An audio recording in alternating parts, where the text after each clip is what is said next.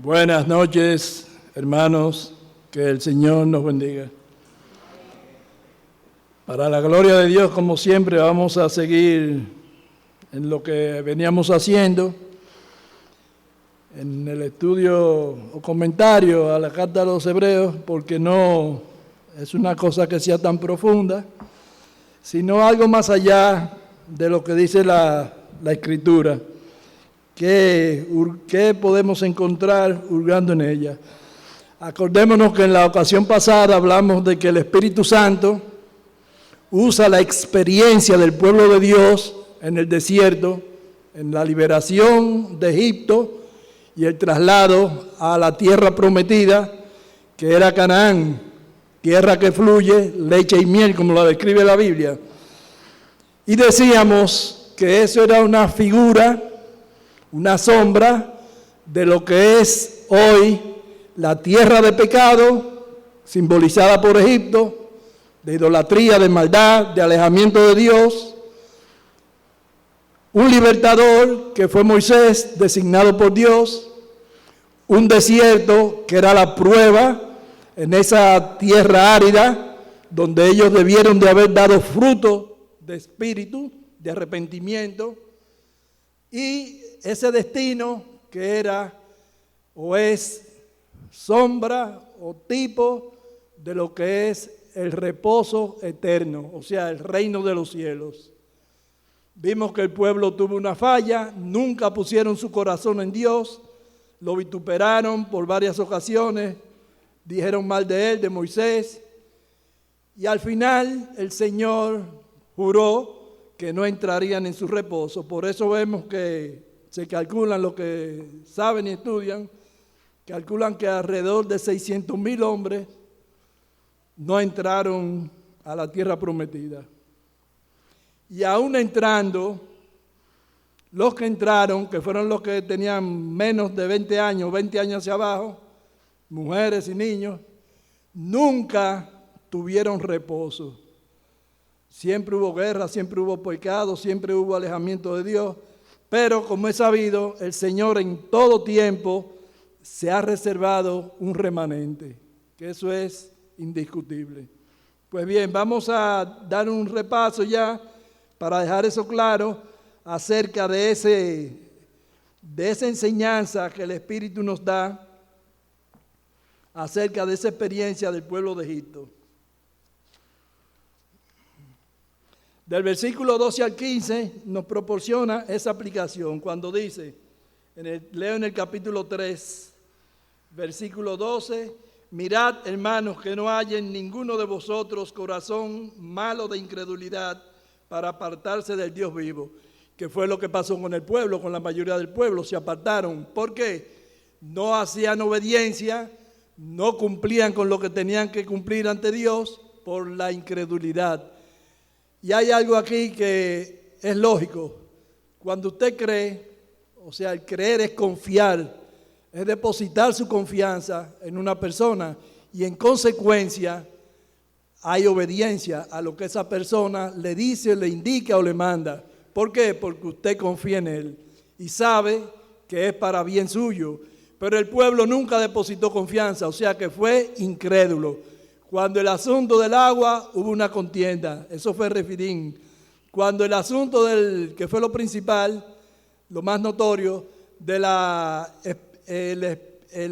labor de inteligencia que fueron a hacer a Canaán, los espías, todos, menos 2, estuvieron de acuerdo en que ellos podían echar a esa gente de ahí o tomar posesión de la tierra, pero los demás no dieron crédito a la promesa o a lo que Dios les había dicho.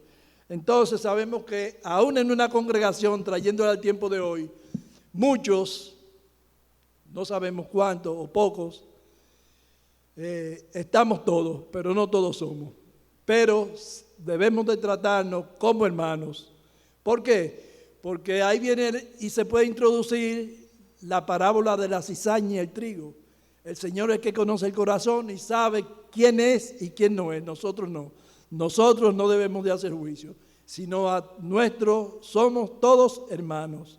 Venimos los domingos, uno viene los miércoles, otro no, uno viene los viernes, otro no, nos rozamos aquí, nos tratamos, somos hermanos. Ya eso le corresponde de ahí en adelante a Dios, pero somos hermanos. Por eso Él le hace llamado de hermanos, que no haya entre vosotros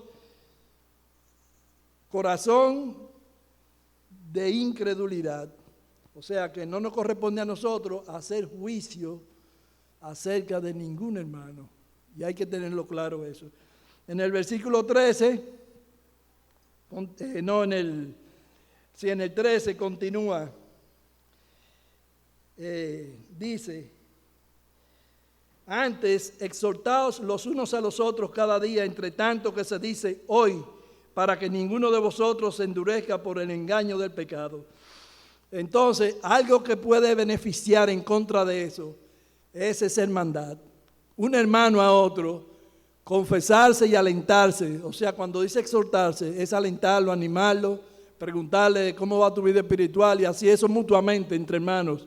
Porque se supone que hay cierta confianza y que en el plano espiritual podemos auscultarnos unos a otros, preguntándonos cómo te va, qué te va, cómo te sientes, el espíritu, qué tú sientes, aquello. Y hay algo que da a entender acerca de eso. Cuando hay un hermano que dura un tiempo prolongado o reincide mucho en su ausencia al templo, hay algo flojo. Quizás sea una preocupación que se le presentó o una ocupación, pero también hay algo de dejadez, porque sabemos que esto es lo primero. Cristo es lo primero. Y nuestra devoción a Él, nuestra entrega, nuestra consagración es lo primero en nuestra vida. Entonces, hay algo que está fallando. Eso yo lo digo por mí. También lo puedo decir para que otro se anime a revisarse y a presentarse y hacer el esfuerzo ante Dios de que Dios le permita y le conceda estar claro y venir a cumplir con el Señor. Así que eso es parte que manda aquí en la palabra para que no se endurezca el engaño del pecado en nuestro corazón, para que ninguno de nosotros se endurezca por el engaño del pecado. Entonces es una forma de nosotros mantenernos comunicados, unidos y dando cumplimiento a lo que es nuestro compromiso ante el Señor. Eso es como exhortación, porque todo eso, hasta el capítulo 14, el versículo 13, es una exhortación. Entonces, el versículo 14, porque somos hechos participantes de Cristo, con tal de que retengamos firme hasta el fin nuestra confianza del principio. Hay algo en el 13 que se me iba a escapar. Cuando dice hoy, es que esa promesa de Dios, toma esa palabra que el Señor dijo en el Salmo 95:7, de que no entraría en mi reposo. Déjame buscarlo para leerlo del mismo Salmo. 95:7.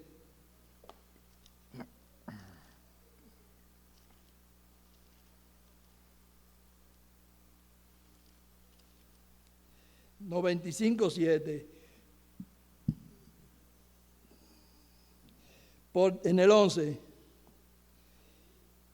Voy a leer el 10. 40 años estuve disgustado con la nación y dije, pueblo es que divaga de corazón. O sea, divagar de corazón es no tener la firmeza y la permanencia en eso que el Señor nos ha dado, que es la fe.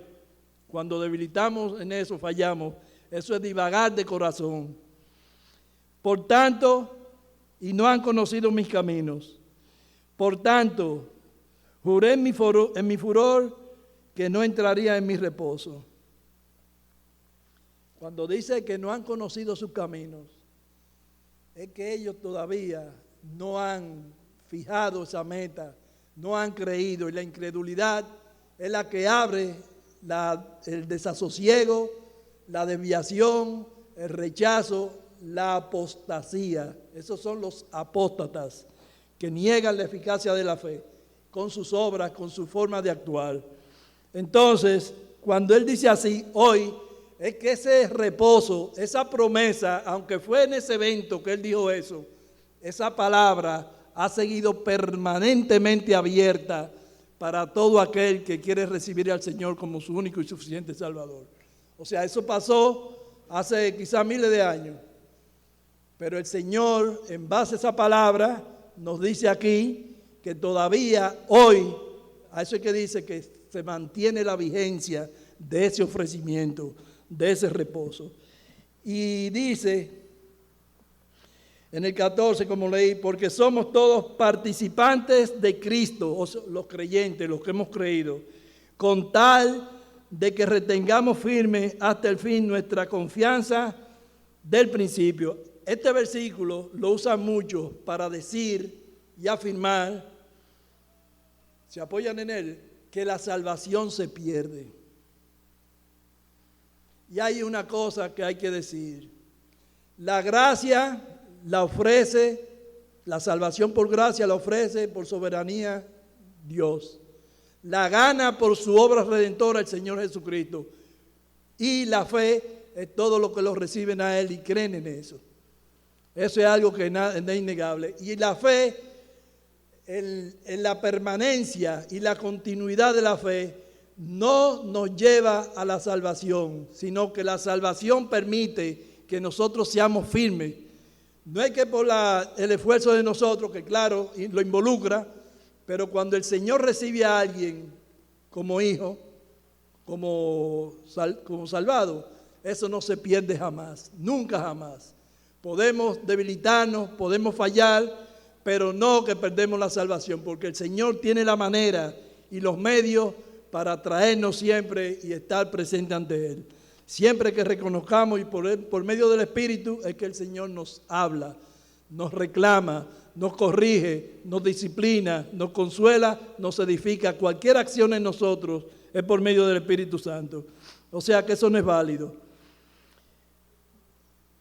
En el 15 dice, entre tanto que se dice, si oyereis hoy su voz, ahí vuelve y cita la frase de aquel salmo, como reiterando lo que nos ha venido diciendo antes. Y entonces dice en el 16, 17 al 19, ahí termina o concluye en el 19, con que fue la incredulidad lo que los había mantenido fuera de la tierra prometida, y es la incredulidad que hasta el día de hoy mantiene a los hombres alejados de la promesa del reposo de Dios. Y en eso termina el capítulo 13, con esa exhortación, con esa advertencia. Entonces podemos ir al capítulo 4, lo que leyó, no, eso no lo leyó él, que termina ese segmento del capítulo 4, del 1 al 13, es parte de esa exhortación, pero ahora entra en lo que es la promesa del reposo. Y vamos a hablar acerca del reposo, las diferentes sesiones que tiene aquí en la Biblia. Dice el versículo 1, temamos pues, no sea que permaneciendo aún la promesa de entrar en su reposo, alguno de nosotros parezca no haberlo alcanzado. Porque también a nosotros se nos ha anunciado la buena nueva como a ellos, pero no les aprovechó al oír la palabra, por no ir acompañada de fe en los que la oyeron.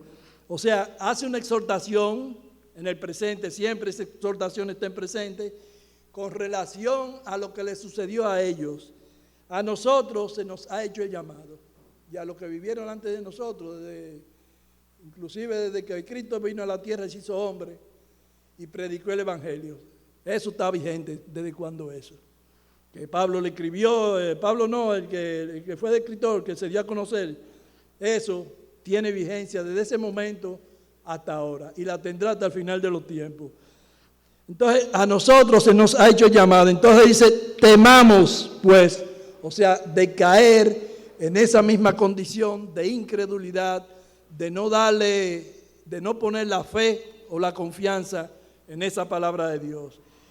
Porque también el versículo 2, a nosotros se nos ha anunciado la buena nueva como a ellos, aquellos de aquella vez, pero no les aprovechó porque no la creyeron, no la acompañaron de fe, no tuvieron confianza en ella, en los que la oyeron. Pero los que hemos creído entramos en el reposo de la manera que dijo. Por tanto, juré en mi ira, no entrarían en mi reposo. Aquí hay una confusión y son versículos difíciles. Ellos mismos no se ponen de acuerdo. Mire lo que vamos a hacer. Vamos a leer el versículo 2. Saltamos el 3 y leemos donde dice, por tanto, juré en mi ira, no entraría en mi reposo. Yo lo voy a leer y lean, síganme ustedes. Porque también a nosotros se nos ha anunciado la buena nueva como a ellos, pero no les aprovechó el oír la palabra por no ir acompañada de fe en los que la oyeron. Por tanto, juré en mi ira, no entrarían en mi reposo. Pero los que hemos creído, estoy en el versículo 3 ahora, entramos en el reposo de la manera que él dijo.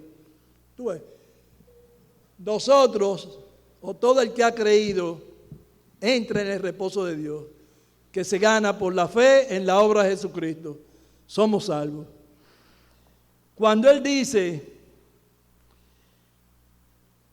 por tanto, juré en mi ira, no entraré en el reposo, se refiere a aquellos que no tuvieron confianza, que fueron incrédulos ante esa promesa que el Señor le hizo a ese pueblo de Egipto cuando salió, a ese pueblo de Israel cuando salió de Egipto. A eso se refiere eso. Pero el que acompaña la palabra de fe, o sea, la cree, es salvo. En eso no hay discusión. Porque en cierto lugar se dijo así, del séptimo día, y reposó Dios de todas sus obras en el séptimo día.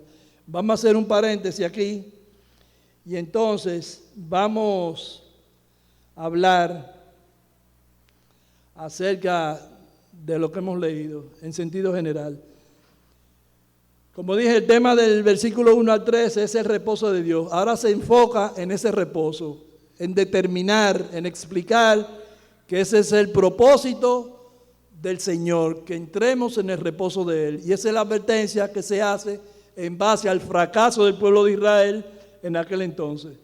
Hay varios tipos de reposo. Dios reposó después del sexto día de la creación. Eso lo dice en Génesis 2:2. Si alguien quiere lo puede buscar y leerlo. Génesis capítulo 2, versículo 2.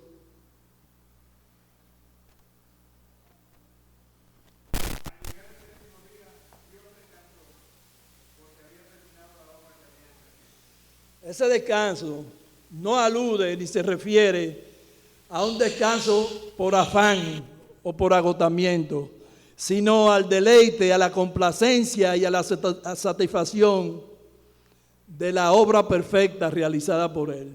O sea, eso que no se piense que el Señor se cansó y entonces tuvo que sentarse un rato, sino es una condición o un estado de complacencia, satisfacción y deleite por lo perfecto y lo bueno de su obra, que lo dice en Génesis 3, versículo 1. 1:31. Dios miró todo lo que había hecho y consideró que era muy bueno. Y vino la noche y llegó la mañana. Ese fue el sexto día. Bueno, rayando en lo perfecto, porque Dios no hace nada defectuoso, ni erróneo, ni que no funcione. Y hay un asunto que tenemos que hacer notar, ya que estamos hablando de eso, que el pecado del hombre hace que quede interrumpido el reposo de Dios. Eso es parte pero ya eso es otro tema que no debemos tratarlo ahora. Entonces, el segundo reposo es: Canaán había sido puesta como tierra de reposo para los israelitas. Se emplea aquí como un tipo o imagen del reposo final eterno que tendremos con Dios. Muchos de los que no pudieron entrar son tipo e imagen de los actuales apóstatas. O sea, muchos estamos aquí, quizás yo soy un apóstata y estoy en la iglesia y vengo y qué sé yo qué, pero en el momento que se disponga la la división, el Señor es quien sabe eso, ya eso es privativo y exclusivo del Señor. El tercer reposo es de la conciencia. Hay un asunto aquí muy bueno. Mire, cuando usted sabe que ha creído de forma genuina al Señor, se manifiesta una tranquilidad, una paz, que eso es lo que dice Romanos 5:1. Justificados pues por Dios, tenemos paz para con Dios. Justificados pues por la fe, tenemos paz para con Dios. Usted sabe que al usted creer en Jesucristo por fe, ya usted no tiene pendiente el juicio de condenación de Dios. Y ya eso le proporciona una tranquilidad, un sosiego de que usted, su deuda ha sido pagada por Jesucristo. Entonces ya usted está tranquilo ahí porque usted sabe que usted no tiene rebelión ante Dios que haga que la ira de Dios se cierne sobre usted para juicio condenatorio. Entonces ya eso proporciona una paz al creyente. Entonces, este reposo lo podemos ver en Mateo 11:28. Al favor, Fernando, Mateo 11:28. Ese reposo que Él promete en Mateo 11:28.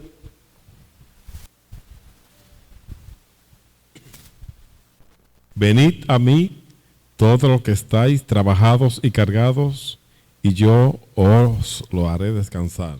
Ese descanso que el Señor ofrece ahí es fruto de ese pago de la deuda de pecado de nosotros por Él en la cruz del Calvario. Y entonces el cuarto reposo se experimenta, que no es reposo, vuelvo y lo digo, de descanso físico, por el afán o por aquello, sino del deleite y la complacencia en el servicio hacia Dios, cuando repartimos tratados, cuando evangelizamos, cuando hacemos cualquier cosa, cuando visitamos a un hermano, cuando oramos por los enfermos, cualquier cosa que se haga, lo mínimo que sea, el Señor lo toma en cuenta. Asimismo, tanto a favor como en contra. Y este es el cuarto reposo del que se puede hablar, que es un reposo en el servicio. Mateo 11:29. Vamos a Mateo 11:29.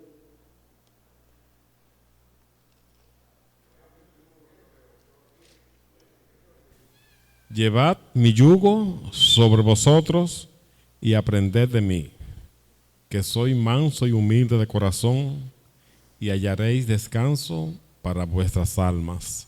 Amén. Y el quinto, que es reposo final, el reposo eterno para el creyente en la casa del Padre. De este reposo se llama en Hebreos 4:9 reposo sabático. Es el reposo final y del cual los otros son tipos o anticipaciones en este tema aquí en Hebreos. Y ese es el tema de Hebreos, el reposo final, el reposo eterno en sentido general. Entonces, decíamos ya que el versículo 4, porque en cierto lugar dijo así del séptimo día, y reposó Dios de todas sus obras en el séptimo día. O sea, tiene la intención de demostrar que las escrituras de Dios, en las escrituras, que Dios reposó luego de realizar la creación. Al emplear el tiempo pasado, podría pensar que el reposo de Dios pertenece al pasado, pero no es así. Eso Dios siempre lo ha ofrecido al hombre para el futuro, al hombre principalmente en la dispensación de la gracia. Es el reposo final allá con el Padre.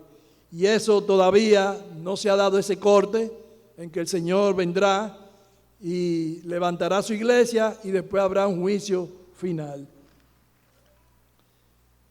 Dice, y otra vez aquí, no entrarán en mi reposo. Vuelve y reitera lo mismo. O sea, todo aquel, no solamente los judíos de aquella ocasión que no entraron a la tierra prometida, y mucho menos en el reposo eterno de Dios, sino a todo el que durante todo el tiempo se ha predicado la palabra, ha oído el evangelio y lo ha rechazado, hace mentiroso a Dios. Y ya dice la misma palabra en Juan, y esta es la condenación, que la luz vino al mundo, a los hombres, y los hombres amaron más la tiniebla de la luz, porque sus obras eran malas. Amén. O sea que el rechazo implica ya condenación. Dice, por lo tanto, el versículo 6, puesto que falta que algunos entren en él, y aquellos a quienes primero se les anunció la buena nueva, no entraron por causa de desobediencia. Ahí se está refiriendo a los israelitas que salieron de Egipto, que cruzaron, que se quedaron en el desierto la mayoría. Otra vez determina un día, hoy, ese hoy que dice, dando a entender la vigencia de ese ofrecimiento, la vigencia de ese reposo para aquellos que le reciben.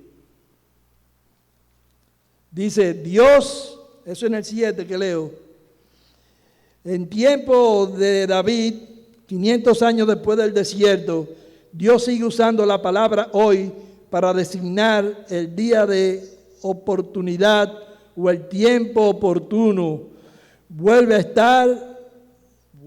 a irse al Salmo. Eso es un versículo que lo leímos ya, el 11, del Salmo 95. Ese es el versículo 7. Y continúa el 8.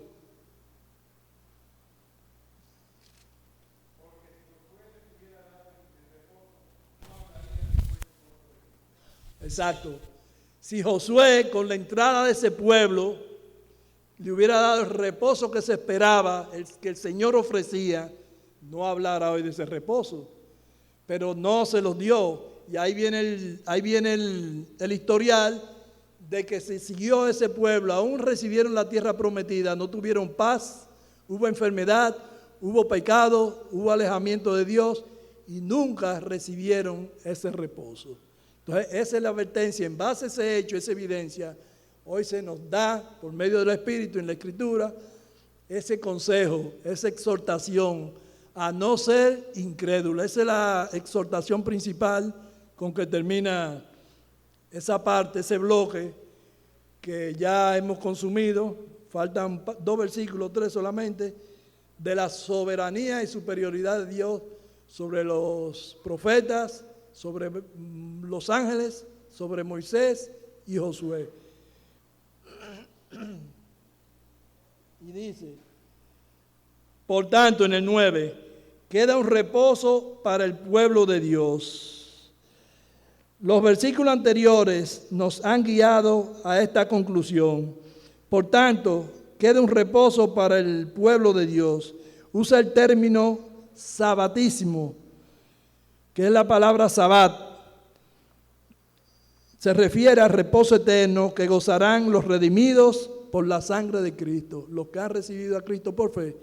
Y eso en el periodo de la gracia ya, claro. Dice, porque el que ha entrado en su reposo, también ha reposado de sus obras, como Dios de las suyas.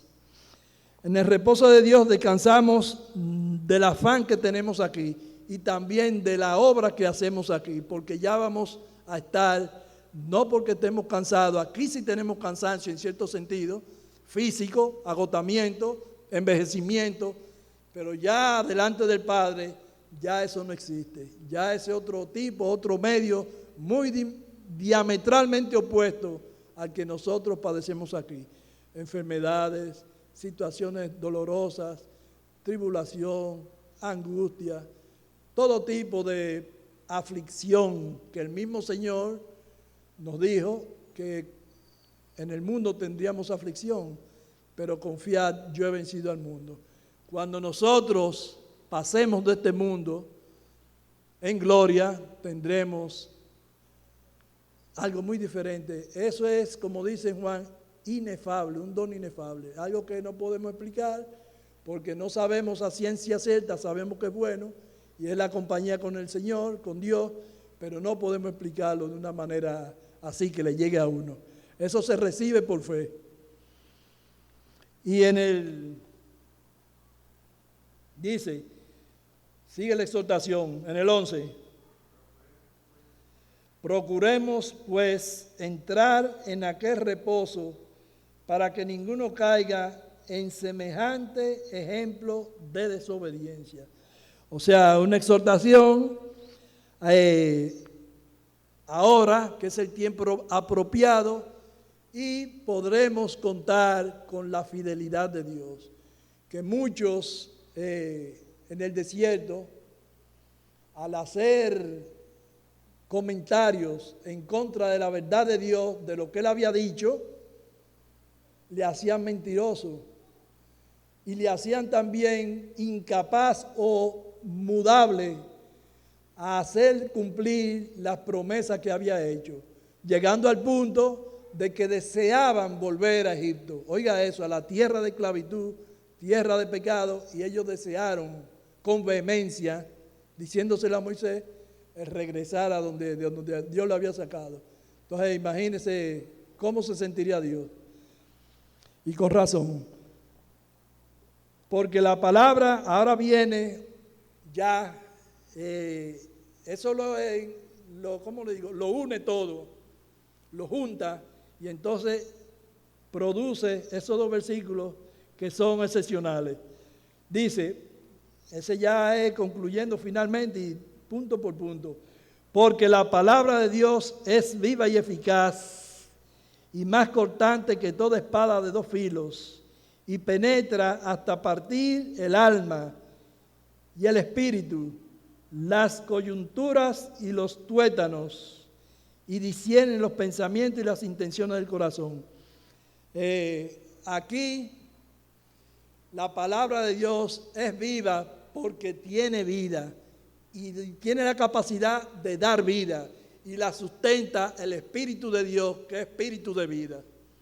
La compara a una espada, dice, más cortante que toda espada de dos filos. Ya, una espada, ya se imaginan, donde usted la ponga, si la pone para allá, corta para allá, pero si la pone para acá, corta para acá también. O sea, es donde usted la mueva. Esa palabra donde se dirige, ausculta, escudriña, y por eso la compara y dice, y penetra hasta partir el alma. El alma sabemos que no se parte, pero Dios sí conoce el alma del hombre y sabe lo que hay en su interior. Y con esa palabra es que Él dice, esto es así, esto es aquel. El hombre es así, tu condición es esta, y yo te ofrezco esto y esto y aquello. Y tú sabes que si lo rechaza, ya tiene la consecuencia, la retribución. Lo que vimos al final del capítulo 3 ahorita, antes de los versículos esos, la rebelión del pueblo, la provocación y la retribución. Entonces, cada obra, cada decisión tiene su retribución, o sea, su consecuencia. Dios le da el pago a cada obra. Y entonces, cuando dice que partir el alma, eso es que abre, el Señor nos abre y nos puede ver por dentro por medio de su palabra. Es una metáfora, esas son metáforas. O analogías que hace cuando una espada parte, por ejemplo, una fruta, usted ve el interior, que si está buena, si está mala, si está dañada. Dios es más que eso, porque Dios no tiene que partirnos, Él lo sabe sin partirnos, pero hace esa analogía ahí con una espada para darnos a entender que Él todo lo sabe, todo lo escudriña. Los tuétanos, o sea, el interior de nosotros lo formó Dios. Entonces Dios lo conoce y sabe su funcionamiento de nuestro corazón, de nuestra mente principalmente, nuestra mente. Y todos los pensamientos y las intenciones del corazón, o sea, todo lo que se anida en nuestro corazón y lo que maquinamos, Dios lo conoce. No hay nada. Y lo dice a continuación, resultado de eso, dice, y no hay nada, y no hay cosa creada. Nada, pero mi hermano, nada, miren, nada, que no sea manifiesta, o sea, que esté delante de los ojos de Dios, que Dios la vea, en su presencia, porque Dios todo lo tiene ahí. Para Dios no hay tiempo, para Dios no hay espacio, para Dios no hay nada, agotamiento, como se dice ahorita, reposo, no hay cansancio. Dice,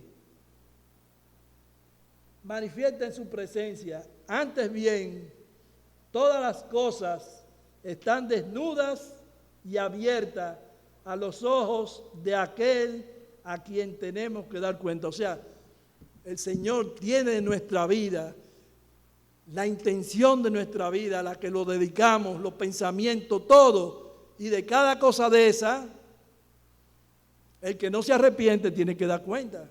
Pero si usted hace la paz con Dios, ya usted sabe que por fe en Jesucristo es salvo.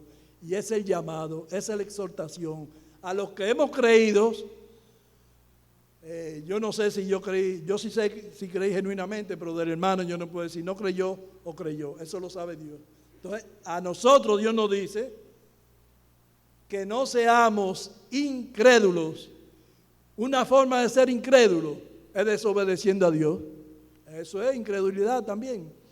El que me ama, mi palabra guardará. O sea, cuando yo amo a una gente que confío, que le obedezco y que me humillo ante Él, yo la amo.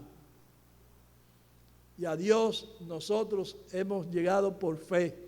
¿Qué implica la fe? Confianza, obediencia y humillación. O sea, ser humilde ante Dios. Que cualquier cosa que Él disponga, aceptarla sin reclamo, sin reproche. Esa es la humildad ante Dios. La confianza es la misma fe. Y la obediencia es fruto, se supone, de esa confianza. Porque cuando Dios te dice a esto, tú sabes que es para tu beneficio, que Dios no te va a dar perjuicio. Entonces, ya con esa exhortación se concluye el primer bloque, que era la superioridad de Cristo sobre Moisés y Josué. Entonces lo que seguiría sería el segundo bloque, Cristo superior en su sacerdocio, el sacerdocio de Cristo superior al de Aarón, el ministerio de Cristo superior al de Aarón y la ofrenda de Cristo superior a todos los sacrificios del Antiguo Testamento. Eso abarca del capítulo 4, versículo 14, hasta el capítulo 10, versículo 18. Nos vemos en la próxima, si Dios lo permite.